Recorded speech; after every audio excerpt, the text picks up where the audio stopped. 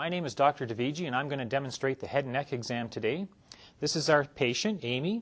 Try and use a first name basis because you want to make your patient feel comfortable and at ease.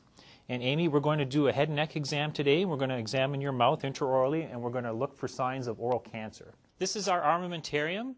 You need a good source of light, a mirror to retract, 2x2 gauze to retract the tongue, and of course you need gloves and a mask.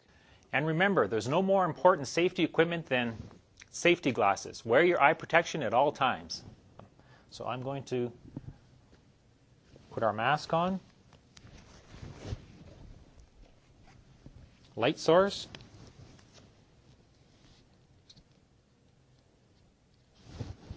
Upside down.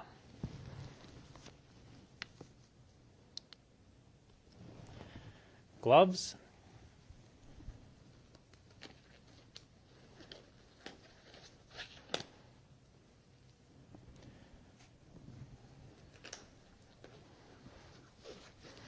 Now, we'll start our exam. We'll look at our patient's face. We're going to examine the skin for any signs of skin cancer. You can look at the moles. We're looking for signs of melanoma. Remember your A, B, C, D, E. You're looking for asymmetry of the mole. Your borders have to be regular versus irregular.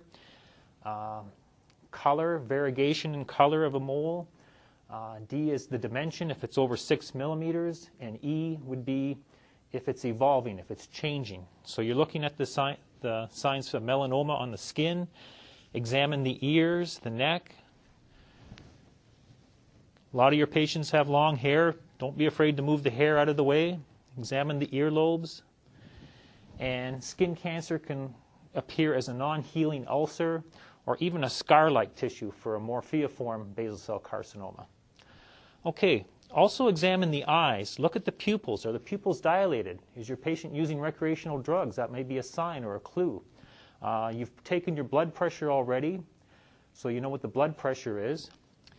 Look for lesions in the eyes. You can look for redness of the eyes, Lisch nodules, some blepharons. There's all kinds of lesions you can pick up that you'll learn in your oral pathology course. Okay, now Amy, just tip your head back a little bit. We're going to examine the lymph nodes next, submental, submandibular, cervical, either side of the sternocleidomastoid, preauricular lymph nodes, postauricular, occipital,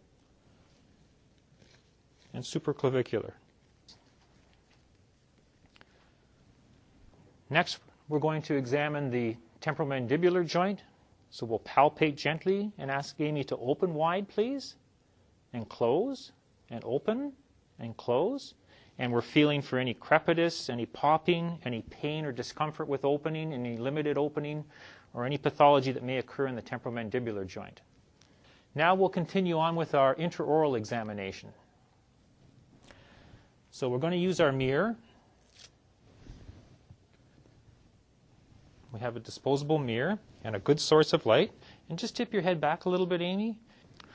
Okay, well, first we'll examine the lips, examine the vermilion border, look for any actinic keratosis, angular cheilitis, various other lesions. Evert the lips. We're looking for lesions. Palpate, feeling for masses or nodules in the lips.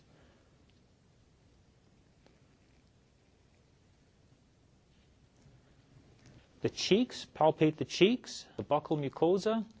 Again, we're going to palpate, feel for any masses, any nodules, look for lesions, striations. You can look at the fauces, the tonsillar pillars. Same with the floor of the mouth. Now, when you palpate the floor of the mouth, you have to support it underneath. Otherwise, you're just pushing down.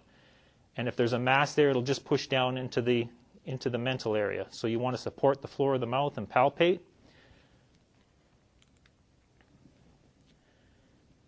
Now we're going to examine the tongue, and to do that you need 2x2 gauze because you have to retract the tongue to examine the lateral borders and the base of the tongue. So Amy, just stick your tongue out at me. I'm going to grab it with this piece of gauze and I'm going to pull it to one side, and we'll retract to one side. Look at the base of the tongue, palpate the lateral border, feeling for any indurations. Same with the other side.